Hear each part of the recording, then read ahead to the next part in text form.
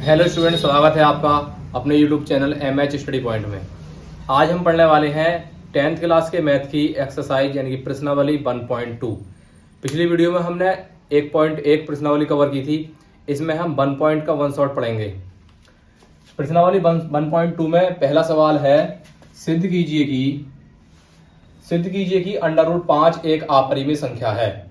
यानी कि हमें प्रूफ करके देना है कि √5 एक इर्रेशनल नंबर है। इर्रेशनल मतलब अपरिमेय संख्या है। अब इसमें पहले हम मान लेंगे, इस तरह के सवालों में हम क्या करते हैं, इस तरीके के सवाल में √5 भी हो सकता है, एग्जाम में √3 या √2 या √7 भी हो सकता है। तीनों चारों तरह के जो सवाल हैं, जितनी भी अभाज्य संख्या इसके अंदर होंगी √ के अंदर, और उन्हें अपरिमेय निकालना है √ के अंदर, तो हम सब सवालों को एक जैसा ही करते हैं जैसा हम करने वाले। इसी की तरह सब सवाल होंगे, चाहे यहाँ पर √5 की जगह √2 हो या √3 हो या √7 हो। सारे के सारे सवाल यहाँ पर एक ही जैसे होंगे। तो चलिए इसकी शुरुआत करते हैं। इसमें हम मानते हैं, सबसे पहले माना √5 एक परिमेय संख्या है। परिमेय संख्या है क्या था, हमें प्रूफ करना है कि √5 एक अपरिमेय संख्या है। लेकिन हम क्या है, बस इतना मान लेंगे शुरू में कि √5 एक परिमेय संख्या है। पहले शुरू में हम मान लेंगे कि हमने अभी मान लिया है, ये नहीं कहा है कि है परिमेय संख्या, ये सिर्फ माना है कि ये परिमेय संख्या है। बाद में प्रूफ कर देंगे कि अपरिमेय है। अब ये जब परिमेय संख्या है तो इसका मतलब ये परिमेय संख्या वाली जो इसकी कंडीशन है, शर्त है, वो फॉलो करनी चाहिए इसे। यानी कि √5 जब परिमेय संख्या है तो इसका मतलब ये हुआ कि √5 जो है बराबर होना चाहिए P/Q के। यानी कि √5 P/Q की फॉर्म में होना चाहिए, बराबर होना चाहिए। क्योंकि हमें पता है कि परिमेय संख्या अगर कोई है तो P/Q की फॉर्म में होती है। यहां तक ठीक है। जहां पर ये P/Q क्या है, देखो, जहां P व Q सह अभाज्य है, सह अभाज्य, जिसे हम इंग्लिश में कहते हैं जहां P व Q को प्राइम है। सह अभाज्य का मतलब ये होता है, वैसे सह अभाज्य के ऊपर परिमेय अपरिमेय संख्या क्या होती है, इनके ऊपर मैंने पीछे एक वीडियो बनाई थी संख्याओं का ज्ञान करके। उसमें सारी संख्याओं के बारे में दे रखा, कौन सी संख्या क्या होती है। तो हम यहाँ पर पढ़ रहे हैं कि P व Q क्या है, सह अभाज्य है। सह अभाज्य का मतलब होता है जिन दो संख्याओं का मासा एक है उन्हें सह अभाज्य संख्या कहते हैं। P व Q सह अभाज्य संख्या ब्रैकेट में लिख देंगे, यानी कि इनका HCF जो आना चाहिए वो HCF होना चाहिए 1, इनका P व Q का। और Q जो नीचे वाली संख्या है वो 0 के बराबर नहीं हो। अगर नीचे वाली संख्या 0 के बराबर हो जाएगी तो फिर ये P/Q की फॉर्म नहीं रहेगी, फिर चेंजिंग हो जाएगी। ठीक है, यानी कि P व Q सहअभाज्य संख्या है, यानी कि इनका HCF 1 आना चाहिए। और P व Q यानी कि P नीचे वाली जो Q है वो हमारी 0 के बराबर नहीं होना चाहिए। सहअभाज्य का मतलब है कि इन दोनों में जो कॉमन हो वो केवल एक ही हो, एक 1। इसके बाद क्या है, हम लिख देंगे यहाँ पर √5 बराबर P/Q, ये वाली संख्या लिख दी। ठीक है, यहां पर अब हम क्या करेंगे, इस वाले Q की इधर गुणा करेंगे। तो इधर गुणा करेंगे तो हो जाएगा √5Q बराबर P, यानी कि P बराबर आ गया √5Q। अब वर्गमूल है, इस पर हटाने के लिए हम क्या करेंगे, दोनों ओर वर्ग। हर सवाल का बिल्कुल इस तरीके का, सभी सवालों का सॉल्यूशन इसी प्रकार होता है। दोनों ओर वर्ग करने पर, दोनों ओर वर्ग करने पर, दोनों ओर वर्ग करेंगे तो ये हो जाएगा √5Q का होल स्क्वायर बराबर P का स्क्वायर। तो √5Q का जब होल स्क्वायर करेंगे, वर्ग करेंगे, तो इस पर अंडर है, और अंडर वाली जब किसी संख्या का हम जब वर्ग करते हैं तो उसमें से अंडर खत्म हो जाता है। तो ये हो गया 5।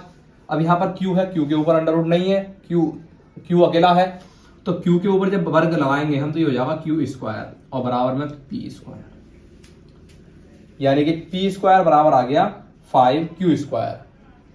इसका मतलब ये हुआ कि जो, अब मैं यहाँ पर P² बराबर 5Q² इस तरीके से देता हूँ सीधा करके। तो यहाँ पर क्या हुआ, यहाँ पर क्या हुआ कि ये जो 5 है, ये P का एक गुणनखंड हो गया, P² का, यानी कि 5 जो है P² का एक गुणनखंड है। यानी कि 5 जो है P को डिवाइड करता है। इसका मतलब यहां समझे आप कि मान लो ये यहाँ पर लिखा हुआ है P², मैं यहाँ पर 12 लिखता हूं और यहाँ पर लिखता हूं 3 × 4। इसका मतलब ये हो गया कि 3 × 4 बराबर में अगर कोई चीज गुणा में लिखी हुई है तो इसका मतलब ये है कि ये जो इधर वाली संख्या है इसके ये दोनों गुणनखंड है। यानी कि ये 3 भी 12 को डिवाइड करेंगे और 4 भी 12 को डिवाइड करेंगे, यानी कि भाग करेंगे। तो यहाँ इसका मतलब ये हुआ कि जो 5 है ये p को डिवाइड करेगा, यानी कि भाग करेगा, यानी कि 5 जो है p का गुणनखंड है, यानी कि 5 p स्क्वायर को विभाजित करेगा,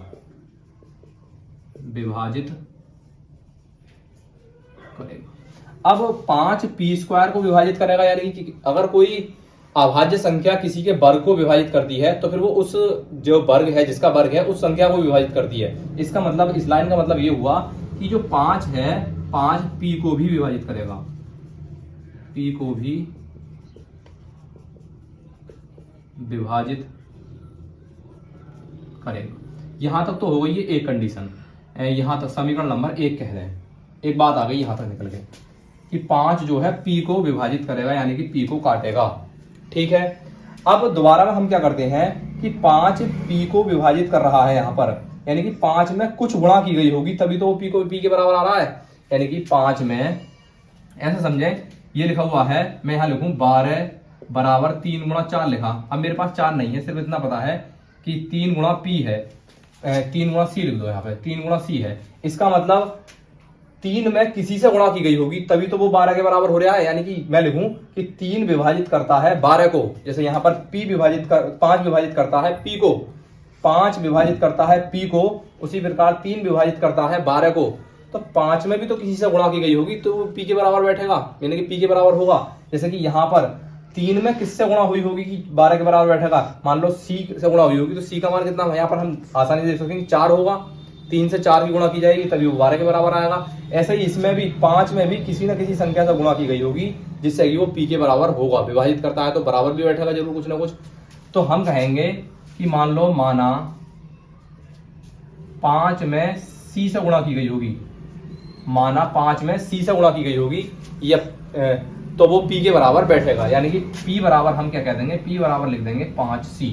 क्या किया हमने, p बराबर 5c। अब ये p बराबर 5c जो है यहाँ पर समीकरण नंबर 1 में रख देंगे।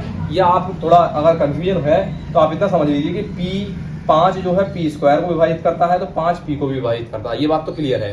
तो आप 5, अब जो p बराबर है, आप कोई 5 के गुणांक में कोई संख्या मान लीजिए, 5k मान लीजिए, 5c मान लीजिए, कुछ भी मान लीजिए। ठीक है, क्यों मान के, ये मैंने बता दिया है कि 5 में किसी चीज से तो गुणा हुई होगी तभी तो वो p के बराबर बैठेगा। तो मान लो वो c से गुणा हुई है। ठीक है, ये p का मान जो निकाला हमने, p का मान समीकरण फर्स्ट में, p का मान समीकरण फर्स्ट। अब समीकरण फर्स्ट है ये, तो समीकरण फर्स्ट क्या है हमारी, p स्क्वायर बराबर 5q स्क्वायर। अब p की जगह रख देंगे हम 5c, 5c का स्क्वायर बराबर 5q स्क्वायर। तो 5c का स्क्वायर का वर्ग जब करेंगे तो 5 पंजे 25, c स्क्वायर बराबर 5q स्क्वायर। अब 5 ये q स्क्वायर का मान निकालेंगे तो 5 इसके बटे में आएगा, ये हो जाएगा 25c स्क्वायर बटे 5 बराबर q स्क्वायर। 5 पंजे 25, यानी कि 5c स्क्वायर बराबर q स्क्वायर। अब क्या निकला यहाँ पर, देखो यहाँ से देखो आप, यहाँ इस वाली लाइन से और इस वाली लाइन को देखो, यहाँ पर इसका मतलब हुआ कि 5 अब q को भी विभाजित कर रहा है, यानी कि 5 की c स्क्वायर से गुणा हो रही है तो q स्क्वायर के बराबर आ रहा है। यानी कि 5 जो है जब गुणा करके ये बराबर आ रहा है इसके, तो इसका मतलब 5 जो है कहीं ना कहीं q स्क्वायर को भी विभाजित करता है। क्या लिखेंगे, 5 q स्क्वायर को विभाजित करता है। अब 5 q स्क्वायर को विभाजित करता है तो 5 इस q को विभाजित करेगा, क्योंकि कोई अगर प्राइम नंबर यानी कि अभाज्य संख्या अगर होती है वो किसी के वर्ग को विभाजित करती है, वो उस संख्या को भी विभाजित करेगी। यानी कि q स्क्वायर को विभाजित कर रही है तो q को भी विभाजित करेगी, विभाजित करता है। अब एक बात यहाँ ध्यान देने वाली है, ये समीकरण नंबर 2 लिखो यहाँ पर। एक बात ध्यान देने योग्य ये है कि 5 जो है p को भी विभाजित करता है और 5 q को भी विभाजित करता है। और हमने अभी शुरू में जब इसको अपरिमेय संख्या माना था और इसको, तो हमने क्या कहा था कि p और q में HCF 1 है, यानी कि इससे अभाज्य संख्या है, ये एक दूसरे को, इन दोनों को कोई भी संख्या विभाजित नहीं करती है। अब यहाँ क्या है, यहाँ 5 p को भी विभाजित करता है, 5 q को भी विभाजित करता है, तो इसका मतलब हमने गलत मान लिया, गलत माना था हमने। तो गलत मानने का मतलब ये हो गया कि हमने ये बात गलत मान ली कि √5 एक परिमेय संख्या है, यानी कि हमारी विचारधारा ये गलत है। यानी कि समीकरण 1 व 2 से, समीकरण फर्स्ट एंड सेकंड से यह विरोधाभास है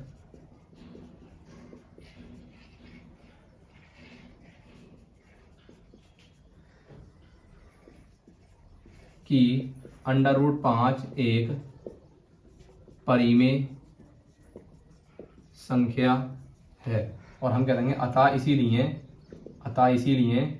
√5 परिमेय संख्या, अपरिमेय संख्या, अपरिमेय संख्या है। बिल्कुल इसी तरीके के जो भी कोई सवाल है √3, √5, √7, सारे के सारे सवाल इसी मेथड से होंगे। बिल्कुल सिर्फ संख्याएं चेंज होती चली जाएंगी। सारी अभाज्य संख्याओं के अपरिमेय प्रूफ करने के लिए हम बिल्कुल इसी तरीके से सब सवालों करते हैं। तो इसमें हमें जो मेन लाइनें मिली वो ये है कि यहाँ पर 5p को भी विभाजित करता है और 5q को भी विभाजित करता है, यानी कि 5p को और q को दोनों को डिवाइड कर रहा है। इसका मतलब इसमें ये हुआ कि 5 जो है यहाँ से कॉमन निकल सकता है, और हम पहले ही इस बात को मान चुके थे कि 5 यानी कि p और q सह अभाज्य हैं, इनमें से कुछ भी कॉमन नहीं आएगा, और हमने लास्ट में देखा कि इसमें से कॉमन आ गया। तो जब कॉमन आ गया तो इसका मतलब ये है विरोधाभास है, ये हमसे गलत है। गलत माना था हमने कि √5 एक परिमेय संख्या है, जबकि √5 एक अपरिमेय संख्या है। यहाँ तक ये क्लियर हो गया। आप इसको स्क्रीनशॉट ले लें या नोट कर लें। मैं अगला सवाल कराता हूँ, क्वेश्चन नंबर 2 देखें। अगला सवाल है सेकंड नंबर, यानी कि दूसरा सवाल है प्रश्नावली 1.2 का। ये जो सवाल है एनसीईआरटी की किताब का है। ये इंग्लिश मीडियम यानी कि सीबीएसई बोर्ड और यूपी बोर्ड दोनों में सेम सवाल चलते हैं एनसीईआरटी किताब से। तो ये दोनों क्लासेस के लिए हैं, बस फर्क इतना है कि सीबीएसई में थोड़ा इंग्लिश में एक्सप्लेनेशन होती है और यूपी बोर्ड में हिंदी में एक्सप्लेनेशन करती हैं। चलिए ठीक है। इसके बाद सिद्ध कीजिए कि 3 + 2 वर्गमूल 5 एक अपरिमेय संख्या है। ऐसे जितने भी सवाल हैं कि जिसमें ये प्रूफ करना हो, सिद्ध करना हो कि अपरिमेय संख्या है, उसमें हम पहले यही मानते हैं कि उस संख्या को पहले हम परिमेय संख्या मान लेते हैं। क्या कहेंगे? माना 3 + 2 वर्गमूल 5 एक परिमेय संख्या है। हमने 3 + 2 वर्गमूल 5 को एक परिमेय संख्या मान लिया है। अब इसको मानने के बाद अब परिमेय संख्या है तो इसका मतलब ये इसकी कंडीशन है फॉलो करनी चाहिए, शर्तें फॉलो करनी चाहिए इसको, यानी कि p/q के बराबर होनी चाहिए। जो भी कोई परिमेय संख्या होगी वो p/q के फॉर्म में जरूर होगी। अब ये p/q के फॉर्म में है तो इसका मतलब ये हुआ कि जहां ये p/q की फॉर्म में है या बराबर है, जहां फिर वही लिखेंगे p व q, जहां p व q सह अभाज्य है, सह अभाज्य संख्या है, और q जो नीचे वाला है वो बराबर नहीं होना चाहिए 0 के। ठीक है, यहां तक वही सवाल है जो पिछले वाले में लिखा था। इसके बाद थोड़ा सा रूटीन चेंज होता है इसमें कि आप इसको फिर लिखें 3 + 2 वर्गमूल 5 बराबर p/q। अब क्या करेंगे, इसमें 3 + 2 वर्गमूल 5 कहा है, पिछले सवाल में खाली वर्गमूल 5 कहा था। तो वर्गमूल अगर बिल्कुल एक ही वर्ड दे रखा है, खाली वर्गमूल 5 है या वर्गमूल 3 है, उस सवाल का जो सॉल्यूशन है उन सभी का मैंने बताया था, जैसा पिछले सवाल कराया था वैसे ही होता है। लॉन्ग मेथड कहते हैं, मतलब वो उसी मेथड से होता है, उसमें लिखना ज्यादा पड़ता है। इन सवालों में ऐसा नहीं है। इन सवालों में क्या है, आप √5 को एक तरफ अकेला कर लें बिल्कुल। तो पहले क्या करेंगे, प्लस के 3 को इधर भेजेंगे, ये हो जाएगा 2 वर्गमूल 5 बराबर p/q - 3। प्लस के 3 का इधर माइनस के हो गए। अब ये जो दो गुणा में है वर्गमूल 5 के, मैंने कहा वर्गमूल 5 को अकेला करना है तो ये बटे में चले जाएंगे, ये हो जाएगा वर्गमूल 5 बराबर p/q - 3 और इन सब के बटे 2, इस तरीके से। अब क्या हुआ, हम देखते हैं कि ये वर्गमूल 5 जो है एक तरफ बिल्कुल अकेला बचा है, और हम इस बात को जानते हैं, ये बात हम पहले ही प्रूफ कर चुके हैं, यानी कि हम इस बात को जानते हैं कि वर्गमूल 5 एक अपरिमेय संख्या है। तो जब कोई संख्या इधर है अपरिमेय है और उसी के बराबर में एक संख्या लिखी हुई तो वो भी अपरिमेय होगी, क्योंकि बराबर अगर कोई किसी के है तो जैसी संख्या इधर की होती है वैसे ही इधर की होगी, तभी तो बीच में बराबर का निशान होता है। तो हम यहां लिखेंगे, चूंकि हम जानते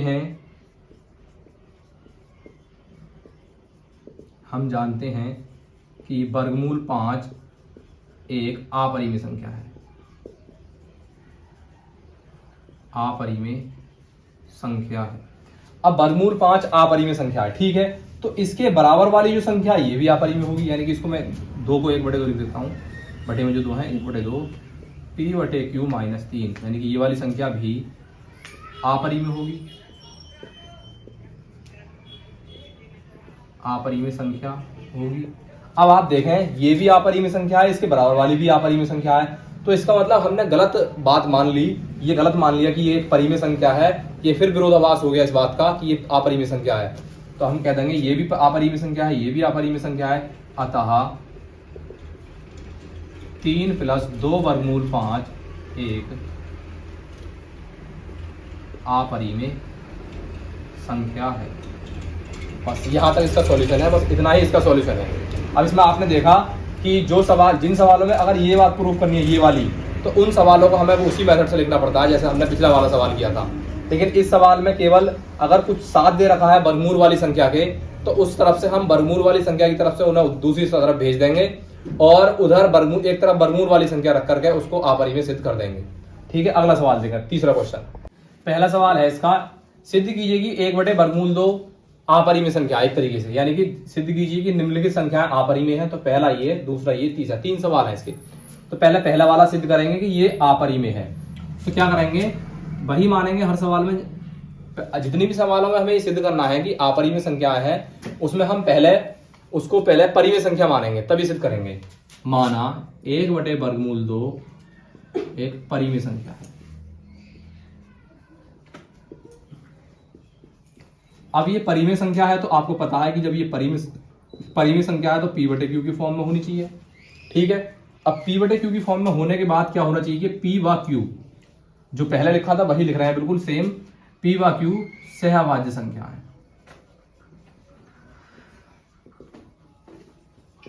और नीचे वाला जो q है वो बराबर नहीं होना चाहिए 0 के।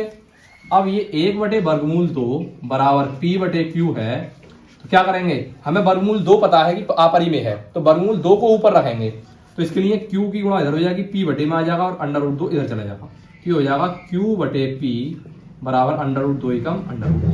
ऐसा देखें कि या तो ऐसा समझ लें कि अंश को हर को अंश बना दिया, तो बराबर वाले का भी अंश को हर को अंश बना देते हैं। अब वर्गमूल 2 ऊपर आ गया, यानी कि सिंगल फॉर्म में आ गया। तो अब हमें ये पता है कि ये जो वर्गमूल 2 है, चूंकि हम जानते हैं कि वर्गमूल 2 एक अपरिमेय संख्या है। अब हम जानते हैं कि वर्गमूल 2 एक अपरिमेय संख्या है। अब वर्गमूल 2 जब अपरिमेय संख्या है तो जो इसके बराबर में है, अगर कोई संख्या किसी संख्या के बराबर में है, तो जैसी संख्या लेफ्ट हैंड साइड में होगी वैसी ही संख्या राइट हैंड साइड में होगी। यानी कि अगर ये अपरिमेय है तो फिर ये भी अपरिमेय है, तब q/p भी अपरिमेय होगी। और जब ये भी अपरिमेय हो गई, ये भी अपरिमेय, तो इसका मतलब इसीलिए 1/√, जो हमारा सवाल था, एक अपरिमेय संख्या होगी। यहां तक क्लियर है। इसके बाद सेकंड सवाल देखा बिल्कुल इसी मेथड से। अब अगला सवाल है 7/5। क्या करते हैं, माना 7/5 एक परिमेय संख्या है। ऐसे ही मानेंगे, मैंने बताया था जो भी संख्या हमें ये प्रूफ करनी है कि वो अपरिमेय है, तो उसके लिए हम मान लेंगे पहले कि वो संख्या पहले परिमेय संख्या मानेंगे। जब परिमेय संख्या मानेंगे फिर क्या होगा कि वो परिमेय संख्या वाली कंडीशन को फॉलो ही नहीं करेगी, तो फिर वो खुद ब खुद अपरिमेय कहला देगी। जैसे कि 7/5 परिमेय मान ली, तो इसका मतलब 7/5 है वो बराबर होनी चाहिए p/q की फॉर्म में। अब जहां p व q क्या है, सहअभाज्य संख्या है, और नीचे वाला जो q है वो बराबर नहीं होना चाहिए 0 के। तो अब हम लिखेंगे 7/5 बराबर p/q। 7/5 p/q की फॉर्म में लिख दिया हमने। अब p/q की फॉर्म में लिखने के बाद हमें क्या करना है, वर्गमूल जो 5 है उसको हम जानते हैं कि ये अपरिमेय है, तो एक तरफ उसको अकेला करेंगे, तो 7 को हम इधर भेज देंगे, तो इधर हो जाएगा वर्गमूल 5 बराबर 7 में आएंगे तो p/7q। अब क्या है, इसको हम जानते ही हैं, क्योंकि हम जानते हैं कि वर्गमूल 5 एक अपरिमेय संख्या है। अब वर्गमूल 5 आपरिमेय संख्या है, इसका मतलब ये जो बराबर में इसके है p/7q, ये भी आपरिमेय होगी, भी अपरिमेय है, भी अपरिमेय संख्या है। अब ये भी अपरिमेय, ये भी अपरिमेय, इसका मतलब दोनों संख्याएं क्या हुई हमारी, अपरिमेय हुई। तब सवाल जो हमारा दे रखा है यानी कि 7 वर्गमूल 5 भी अपरिमेय संख्या हो। बस यहां तक ही क्लियर है। अगला सवाल, लास्ट सवाल है इस एक्सरसाइज का, 6 + वर्गमूल 2। माना 6 + वर्गमूल 2 एक परिमेय संख्या। देखो अगला सवाल है लास्ट, माना 6 + वर्गमूल 2 एक परिमेय संख्या है, इसको अपरिमेय प्रूफ करना है। मैंने कहा था जो अपरिमेय प्रूफ करते हैं उसको हम पहले परिमेय मान लेंगे, तो इसको परिमेय मान लिया, तो इसका मतलब 6 + वर्गमूल 2 जो है बराबर होनी चाहिए p/q के, और जहां p, q यानी कि p और q दोनों ही जो संख्या है सहअभाज्य होनी चाहिए, सहअभाज्य संख्या, और नीचे का जो q है वो बराबर नहीं होना चाहिए 0 के। अब यहां पर देखें 6 + वर्गमूल 2 बराबर है p/q के, जो सवाल में हमने लिखा है। अभी हमको पता है कि वर्गमूल 2 अपरिमेय संख्या है, ठीक है, तो हम 6 को इधर भेजेंगे क्योंकि हमें इसको कहेंगे फिर वर्गमूल 2 को, तो हम वर्गमूल 2 इधर रोक करके इस p/q को इधर माइनस में भेज देंगे, 6 प्लस के 6 इधर जाएंगे माइनस में हो जाएंगे। अब क्या करेंगे कि अब हमें इसको पता है, क्योंकि हम जानते हैं कि वर्गमूल 2 एक अपरिमेय संख्या है। अब वर्गमूल 2 एक अपरिमेय संख्या है, तो ये p/q - 6, p/q - 6 भी अपरिमेय होगी, अपरिमेय संख्या होगी। जब ये अपरिमेय संख्या है और बराबर में ये है, तो जो बराबर में संख्या होती है वो जैसी इधर की वैसी उधर की, ठीक है, ये भी अपरिमेय होगी, तो इसीलिए ये भी अपरिमेय, ये भी अपरिमेय। तो अतः हमारा जो सवाल था 6 वर्गमूल 2 एक अपरिमेय संख्या।